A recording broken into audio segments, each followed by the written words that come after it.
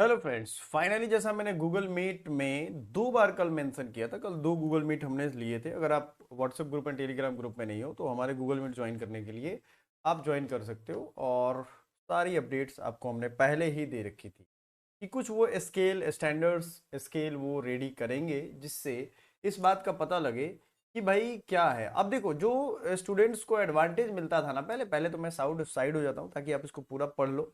Session को like कर देना और ज़्यादा से ज़्यादा स्टूडेंट्स को शेयर कर दो ये चीज़। जिन स्टूडेंट्स को ये एडवांटेज मिलता था कि हमने ये पेपर कोड ले लिया, मेरा ये ठीक है, अब मैं इसमें तीर मार लूंगा, ये अब खत्म हो गया। टिस में ये चीज़ें खत्म हो गई। टिस ने ये क्लियर कर दिया है कि मल्टीपल पेपर कोड्स का एक नॉर्मलाइजेशन तो होगा, एक स्केल कंपेरेबल स्केल रेडी किया जाएगा और बेस्ट परफॉर्मिंग स्कोर को लिया जाएगा। ये भी इन्होंने लिख दिया है। दो चीजें इन्होंने समझाई हैं, मैं इसको बताता हूं।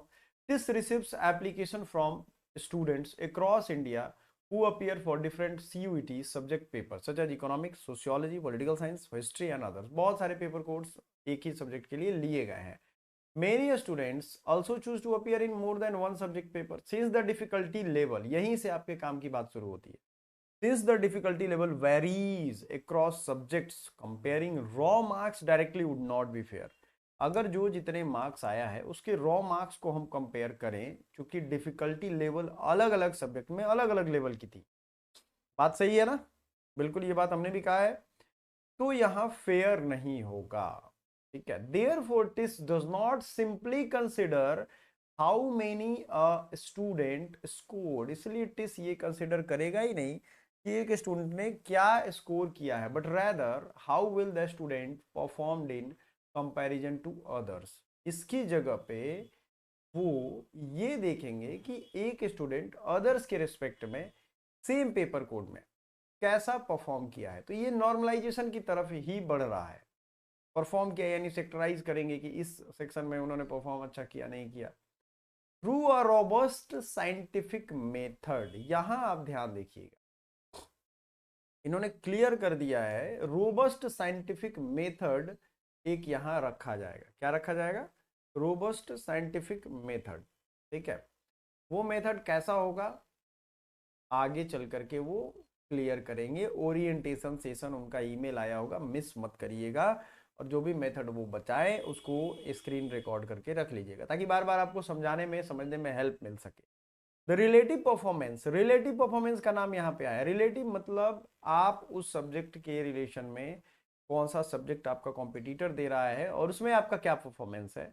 Relative performance is then converted into a common score. मैंने जैसा पहले कहा था कि पहले तो एक कॉमन सब स्टैंडर्ड वो तय करेंगे और वो आप देखो स्टार्ट हो गया है।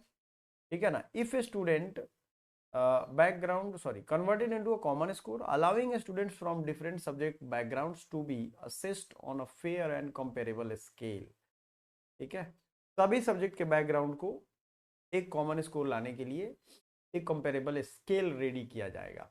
If a student has appeared in multiple subject the best performing score is considered for the merit list. ये तो इन्होंने क्लियर कर दिया। मान लो सभी स्टूडेंट्स के बीच में तो एक कॉमन स्केल बनेगा ही, लेकिन आपने अगर 4 पेपर 3 पेपर या 2 पेपर कोड दिया तो दोनों में से जो बेस्ट मार्क्स है वही कैलकुलेट किया जाएगा। आपका वाला क्लियर हो गया।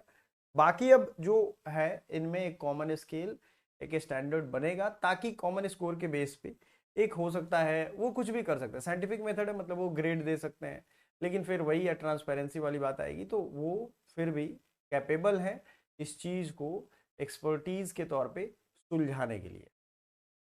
मेरे हिसाब से ये काफ़ी अच्छा है आप सभी के लिए, क्योंकि मुझे भी चिंता थी कुछ पेपर्स कोर्स में तो बहुत ज़्यादा हाई कट ऑफ आए हैं। फिलहाल जो 2027 के लिए देना चाहते हैं उनके लिए ये है खुशखबरी कि 2027 की बैचेज अवेलेबल हैं। आप अगर ज्वाइन करना चाहते हो तो 2027 के बैचेज आप ज्वाइन कर सकते हो, क्योंकि देखो भैया टाइम से स्टार्ट करोगे तभी टाइम से आप पहुंच पाओगे।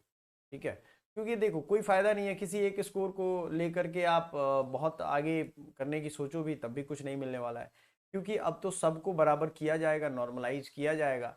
तो बेहतर ये होगा कि जो आपके कोर ग्रुप के सब्जेक्ट्स हैं उनको पकड़ के रखिए। अब ये था कि भाई पॉलिटिकल साइंस वाले सोशल वर्क में आ रहे हैं या जो भी आ रहा है, आना कोई बुरी बात नहीं है, लेकिन अब उनके स्कोर को सोशल वर्क के साथ नॉर्मलाइज किया जाएगा। तो सोच समझ के सब्जेक्ट अपने चूज करने हैं आपको और अपनी तैयारी भी उस लेवल की करनी है। डेफिनेटली रिजल्ट होगा टाइम से, अगर तैयारी करेंगे, अच्छी तैयारी करेंगे तो इसका कोई दो राय नहीं है। Thank you so much, bye for now.